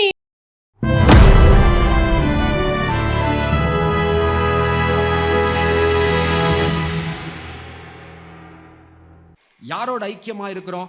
ரொம்ப ரொம்ப முக்கியமானது. அப்ப உலகத்தோடு உள்ள ஸ்நேகம் நமக்கு இருக்கக்கூடாது. அப்படி சொல்லும்போது கிறிஸ்தவ வட்டாரங்களிலே சில நேரத்தில் ஒரு தவறு நடந்துடும். என்ன தெரியுமா? நான் ஒரு பரிசுத்தவான், நான் ஆண்டவருக்கு பிரியமா இருக்கணும், அப்போ உலக பிரகாரமாக இருக்கிற மனிதர்களோட நான் பேசவே மாட்டேன், அவங்க கூட நான் பேச மாட்டேன். ஏன்? அவன் சிகரெட் குடிக்கிறான், அவங்க கூட எப்படி பேசுவேன்? உலக மனிதன் பாவி, அவங்க கூட நான் பேச மாட்டேன். இப்படி தன்னை ஒரு பரிசுத்தவான் நினைத்து யாரு கூடயுமே பேசாமல் ஒரு சின்ன ஐக்கியம், சின்ன சபை, அவங்கள தவிர யாரு கூடயுமே ஒரு நெருங்காத ஒரு கூட்டமாய் சில நேரம் மாறிடுவாங்க. அதுவும் தவறு. நம்முடைய மாடல் என்ன தெரியுமா? நான் எப்படி இருக்கணும், யாரு கூட பழகணும், எப்படி பழகணும், பழகக்கூடாது. இயேசு கிறிஸ்து தான் பெஸ்ட் மாடல் நமக்கு. டீச்சர் வேலை பார்க்குறவங்க, பேங்க்கில் வேலை பார்க்குறவங்க அவங்க போய் பைபிள் வாசிச்சுட்டு இருப்பாங்களா? போய் பகலில் பேங்க்கில் கொஞ்ச நேரம் கேஷியர் போய் நான் பைபிள் வாசிக்கலை என்னைக்குன்னு போய் வாசிச்சுட்டு இருப்பாங்களா? ஆனால் ஊழியக்காரன் செய்கிறான். அதாவது உனக்கு கோல் இல்லை, தரிசனம் இல்லைன்னா உனக்கு பெட்டு அழைக்கும். உன்னை தரிசனம் இல்லாட்ட என்னச்சு படுக்கை ஒன்றை அழைக்கும். வா வா மகனே, வா மகன் வந்துடும். தரிசனம் இல்லாத இடத்தில் ஜனங்கள் சீர்கட்டு போனார்கள். நீ செய்கிற பணியை நீ செய்து தான் ஆகும். கண்ணானது கண்ணு செய்கிற வேலையை செய்யும், காதானது காது செய்கிற வேலையை செய்யும்.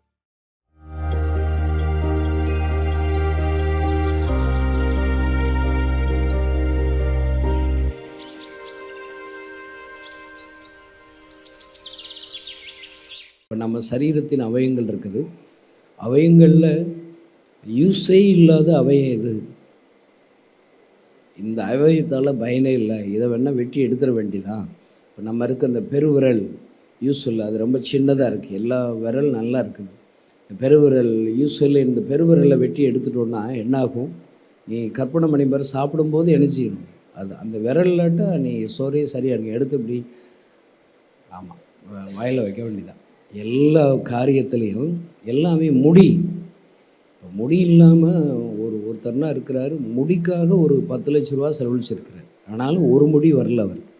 அவர் சொல்லார், அங்கே அட்வர்டைஸ்மெண்ட் கொடுத்தாங்க, இங்கே அட்வர்டைஸ்மெண்ட் கொடுத்தாங்க, அங்கே போனால் முடி வளர்ந்துடும், இங்கே போனால் இதை சாப்பிட்டா முடி வளர்ந்துடும். முடி தான் அவருடைய வாழ்க்கை. எனக்கு தெரிஞ்ச ஒரு வாழை பையன் நல்ல சேலரி வாங்குகிறான், தன்னுடைய முடி இல்லைங்கிறதுனால வீட்டை விட்டு வெளியே வர மாட்டான், மெண்டல் ஆகிட்டான். என்ன நம்மளை பார்த்தா அசிங்கமாக இருக்குன்னு சொல்லி முடி இருக்கிறவன் முடியே இல்லாமல் மொட்டை எடுத்துக்கிறான், அதுதான் அழகாக இருக்குங்கிறான். சரி, எல்லாமே பாருங்கள், ஆண்டவர் சொல்லும்போது உன் தலையில் இருக்கிற முடியெல்லாம் என்ன பெற்றிருக்குது? என்ன பாரு, முடி தான் பெருசு கொள்றது. நீதிமொழி எழுப்பட்டிருக்கு, நரைமுடி ஒருத்தனுக்கு மகிமையா. அறிவாளிகள் முதிர்வு, அந்த முதிர் வயதை மெச்சூர்ட காமிக்கும். அப்போ எதுவுமே நம்ம கனவீனத்திற்கு பாத்திரம் அல்ல. ஒரு இடத்துல கனமுள்ள பாத்திரமாக இருக்கும், கனவீனமான பாத்திரமாக இருக்கும், ஆனால் எல்லாம் வேணும். அது எல்லாமே என்ன செய்யணும்? வேணும். நான் ஒன்றும் பிரயோஜனம் இல்லை, நான் அற்பமாக இருக்கிறேன், நான் வீணாக இருக்கிறேன் அப்படின்னு சொல்லி நினைக்கக்கூடாது. நீங்கள் உங்களுடைய திராணிகளை இன்னும் என்ன செய்யணும்னு சொல்லி நம்ம யோசித்து பார்க்கணும். ஏன்னா எப்படியெல்லாம் நான் கனி கொடுக்கலாம், எப்படியெல்லாம் நான் பிரயோஜனமாக என்னை மாற்றிக்கிறலாம் அப்படின்னு சொல்லி என்ன செய்யணும்? ஜெபிச்சு காரியங்களை என்ன செய்யணும்? நடப்பிக்கணும், வரங்களை பெற்றுக்கொள்ளணும். நமக்கு என்ன கவலை வேணும்? வரங்கள் நம்ம பெறணும்னு கவலை வேணும், நம்ம ஆண்டவருக்கு பிரயோஜனப்படணும்னு கவலைப்படணும். அந்த கவலைகள் தான் ரொம்ப இருக்கணும். ஒன்றை ஆண்டவர் தெரிந்து கொண்டு இங்கே கொண்டு வந்திருக்காருன்னா எதற்காக தான் கவலைப்படணும்? ஆத்துமாக்களை குறித்து, இயேசுவை எப்படி நான் பிரியப்படுத்தணும்னு கவலைப்படணும், இயேசுவை எப்படி நான் சந்தோஷப்படுத்தணும்னு சொல்லி கவலைப்படணும். இயேசுவுக்காக இன்றைக்கி நான் என்ன புதுசாக செய்யணும்? கடினமாக இருக்கணும். நீ படுக்கைக்கு போகும்போது உன் சரீரம் எல்லாம் பலவீனமாக இருக்கணும்.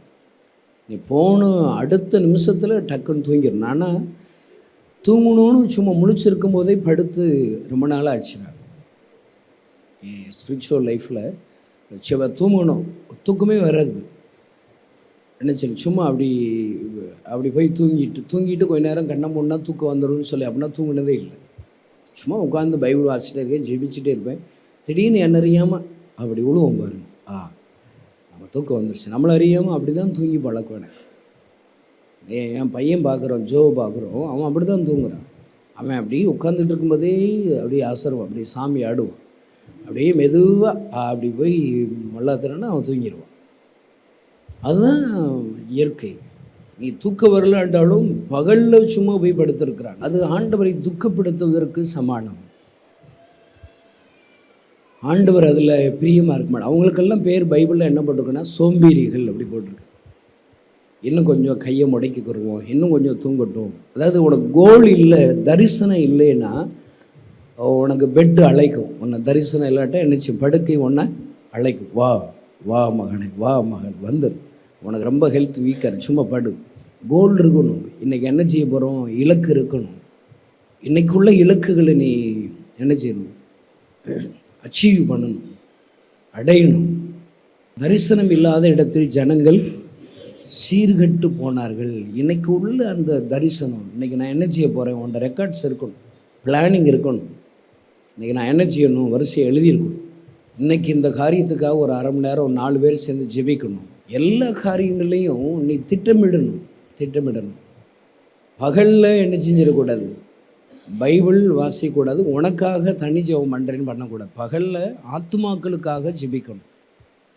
இப்போ டீச்சர் வேலை பார்க்குறவங்க, பேங்க்கில் வேலை பார்க்குறவங்க அவங்க போய் பைபிள் வாசிக்கிட்டு இருப்பாங்களா? போய் பகலில் பேங்க்கில் கொஞ்சம் நேரம் கேஷியர் போய் நான் பைபிள் வாசிக்கலை என்றைக்குன்னு போய் வாசிக்கிட்டு இருப்பாங்களா? ஆனால் ஊழியக்காரன் செய்கிறான். சோம்பேறிகள். பகலில் என்ன செய்யணும், ஆத்துமாக்களுக்காக, தேசத்திற்காக கிரியை செய்கிற நாட்கள் இது, கிரியைகளை நடப்பிக்கிற நாட்கள் இது. உலகத்தில் இருக்கிற எல்லாரும் பணம் சம்பாதிக்கணும், குடும்பத்தை காப்பாற்றணும்னு சொல்லி எல்லாரும் ஓடுறாங்க. காலையிலேருந்து சாயங்காலம் வரைக்கும் நெற்றி வேர்வை சிந்த உழைக்கிறதுக்கு ஓடுறாங்க. அப்போ ஊழியக்காரங்க நம்ம நினச்சோம், நமக்கு என்ன வேலைக்கு ஆண்டவர் அழைச்சிருக்கிறார், ஆத்துமாக்களுக்காக, ரட்சிப்பிற்காக ஆண்டவர் நம்மளை பயன்படுத்தணும். பெரிய எழுப்புதல் வரணும், அதை செஞ்சு தான் ஆகணும். அப்போ நமக்கு வேலைகள் எவ்வளோ இருக்குது பாருங்க. அதில் ஒரு பார்ட்டாக தான் வச்சுருக்கிறார்.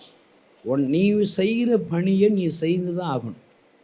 கண்ணானது கண்ணு செய்கிற வேலையை செய்யணும், காதானது காது செய்கிற வேலையை செய்யணும். உன்னை தாயின் கருவில் உருவாவதற்கு முன்னமே இப்படிப்பட்ட தரிசனத்தை முன்குறித்தார். டிக்கெட்லாம் எடுத்தாச்சு, அமெரிக்கா தேசத்துக்கு போகணும் அப்படின்னு சொல்லி. அவங்க வீட்டை விட்டு வெளியே வரக்கூடாது அப்படின்னு சொல்லி அந்த தேசத்தின் சட்டம். அப்போ இவனுக்கு ரொம்ப மனசு கஷ்டமாக இருக்குது. எத்தனை வருஷ கனவு இன்னைக்கு நிறைவேறாமல் போயிடுச்சு, நீ எங்கே போன, ஏன் இப்படி செஞ்ச அப்படின்னு சொல்லி ஒருத்தருக்கு ஒருத்தர் கடிச்சு கொதறிக்கிட்டு இருந்தாங்க. அவர்கிட்ட இருந்து பிளெஸ்ஸிங்ஸை வாங்கணும்னு சொல்லி நம்ம நினைக்கிறோம். ஆனால் அவர் கொடுக்குற அந்த பாத வழியை நமக்கு கடந்து போகிறது ரொம்ப நம்ம வாழ்க்கையில் கஷ்டமாக இருக்குது.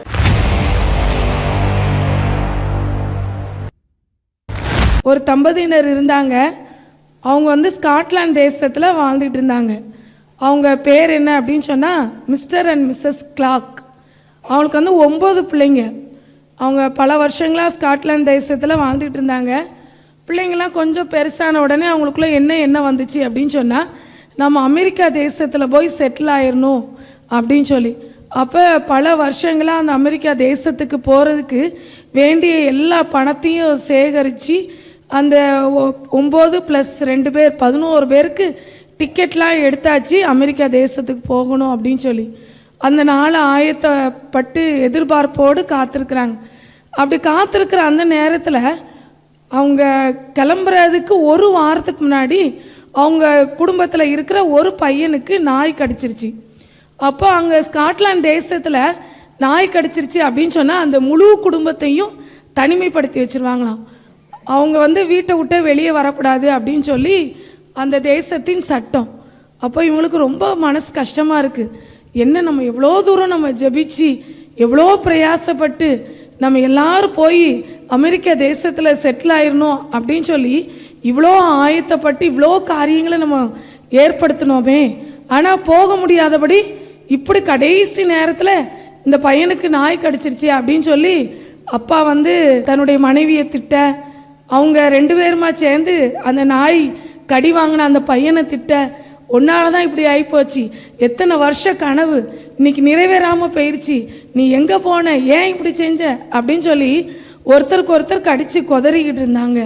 இப்படி ஒரு பக்கம் நடந்துகிட்டு இருக்கிற நேரம் திடீர்னு பார்த்தா அவங்க போக வேண்டிய அந்த ஃப்ளைட்டு 5 நாள் கழித்து கேள்விப்படுறாங்க, அது போன விமானம் ஆக்சிடெண்ட் ஆகி அந்த விமானத்தில் இருந்த எல்லாரும் மரித்து போனாங்க அப்படின்னு சொல்லி.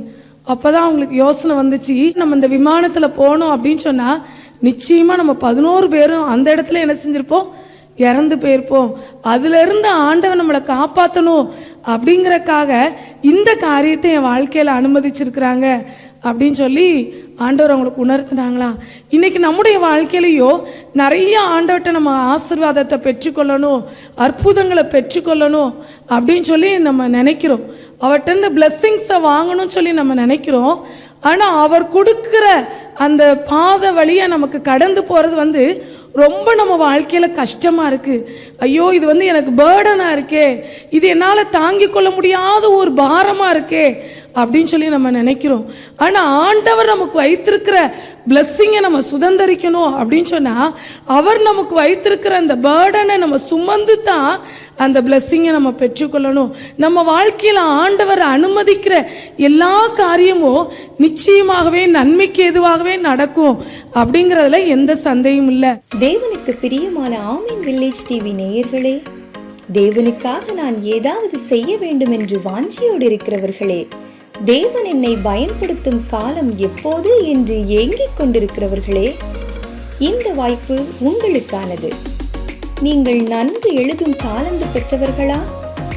தேவன் கொடுத்த இந்த தாளந்து பிறருக்கு பயன்படாமல் இருக்கிறதே என்று கவலையோடு யோசிப்பவரா நீங்கள்? கவலையை விடுங்க, இந்த வாய்ப்பு உங்களுக்கானது. நாம் மாதந்தோறும் ஆரம்ப விசுவாசிகளுக்காக வெளியிடும் மோட்ச பயணம் என்ற தின தியான இதழில் எழுதும் ஒரு வாய்ப்பை உங்களுக்கு ஏற்படுத்தி தருகிறோம். நீங்கள் இந்த வாய்ப்பை பயன்படுத்தி உங்கள் தாளந்து மூலம் அழிந்து போகிற ஆத்துமாக்களை தேவ ராஜ்யத்திற்கென்று கூட்டி சேர்க்க முன்வாருங்கள். அதற்காக நீங்கள் செய்ய வேண்டியது, நீங்கள் ஜெபத்துடன் தியான பகுதி ஒன்றை ஆயத்தம் செய்து அதை A4 ஷீட்டில் 1.5 பக்கத்திற்கு குறையாமல் எழுதி எங்களுக்கு அனுப்பலாம். இந்த மோட்ச பயணம் இதழானது புதியதாய் ஆண்டவரை ஏற்றுக்கொள்ளுகிறவர்களுக்கானதால் ஒரு சிறு சம்பவத்தை எழுதி அதை வேத வசனத்தோடு ஒப்பிட்டு அதை விவரித்து கடைசியில் இந்த தியானம் மூலம் இன்றைக்கு நாம் கற்றுக்கொள்ளும் நடைமுறை ஆலோசனை என்ன என்பதையும் குறிப்பிட்டு எழுதி எங்களுக்கு அனுப்பலாம். நீங்கள் ஜெபத்துடன் எழுதும் தியான பகுதி மோட்ச பயணம் என்ற பத்திரிகையில் அச்சடிக்கப்படுவதோடு ஆங்கிலம் உட்பட 8 இந்திய மொழிகளில் மொழிபெயர்க்கப்பட்டு சமூக வலைத்தளம் மூலம் லட்சக்கணக்கான மக்களுக்கு ஆசீர்வாதமாக மாறப்போவது உறுதி. நீங்கள் எழுதி அனுப்ப வேண்டிய முகவரி: கிராம மிஷனரி இயக்கம், தபால் பெட்டி எண் 51, விருதுநகர் 626001 என்ற முகவரிக்கு அனுப்பலாம். இதுவே அனுக்கிரக காலம், இதுவே இரட்சணிய நாள். ஆம், இதுவே உங்களுக்கான நேரம். விரைந்து செயல்படுங்கள். தேவனுக்கே மகிமை உண்டாகட்டும். God bless you. தேவனுக்காய் ஏதாவது ஒரு ஊழியம் செய்ய வேண்டும் என்று விரும்புகிற உங்களுக்கு ஓர் நற்செய்தி. நமது கெத்செமனே வளாகத்தில் ஊழியர் பயிற்சி முகாம் நாள் ஏப்ரல் 2 செவ்வாய்க்கிழமை காலை 10 மணி முதல் சனிக்கிழமை 6ஆம் தேதி மதியம் 2 மணி வரை ஊழியர் பயிற்சி நடைபெற உள்ளது. இடம் கெத்செமனே வளாகம், விருதுநகர். தேவ செய்தியாளர் சகோதரர் K. டேவிட் கணேசன் அவர்கள். நீங்கள் பகுதி நேரமாகவோ முழு நேரமாகவோ ஊழியம் செய்து கொண்டிருக்கலாம் அல்லது ஊழியம் செய்யும் வாஞ்சியோடு இருக்கலாம். தேவனுக்காய் செயல்பட வாஞ்சியோடு இருக்கும் யார் வேண்டுமானாலும் இந்த ஊழியர் பயிற்சியில் கலந்து கொள்ளலாம்.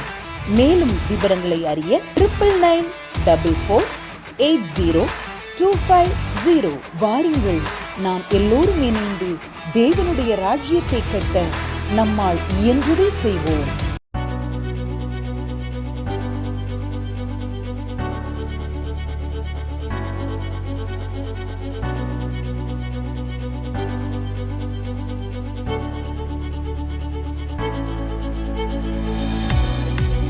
நமது மேட்டுப்பாளையத்தில் கிராம மிஷனரி இயக்கம் நடத்தும் உபவாச கூடுகை. நாள் ஏப்ரல் 6ஆம் தேதி சனிக்கிழமை அன்று. நேரம் காலை 9:30 மணிக்கு. தேவ செய்தியாளர் சகோதரர் கே. டேவிட் கணேசன் அவர்கள். இடம் சர்வவல்ல தேவசபை, நலம் ஆயில் ஸ்டோர் பின்புறம், குட்டையூர் பஸ் ஸ்டாப், மேட்டுப்பாளையம். வாருங்கள், ஒன்றிணைந்து ஜெபிப்போம், எழுப்புதலை காண்போம். மேலும் தொடர்புக்கு கிராம மிஷனரி இயக்கம், கோவை 8903430962 6379249135. நமது கோத்தகிரியில் கிராம மிஷனரி இயக்கம் நடத்தும் எழுப்புதல் விரும்புவோர் முகாம். நாள் ஏப்ரல் 6ஆம் தேதி சனிக்கிழமை அன்று. நேரம் மாலை 6 மணி முதல் 8:30 மணி வரை. தேவ செய்தியாளர் சகோதரர் கே. டேவிட் கணேசன் அவர்கள். இடம் பாரிஸ் ஹால், CSI லூக்கா ஆலய வளாகம், கோத்தகிரி. மேலும் தொடர்புக்கு கிராம மிஷனரி இயக்கம், கோத்தகிரி 9841294704 9790450656 9442573708. தேசத்தின் எழுப்புதலுக்காய் திறப்பிலே நின்று ஜெபிக்க வாருங்கள். ஜெபிப்போம், ஜெயம் எடுப்போம்.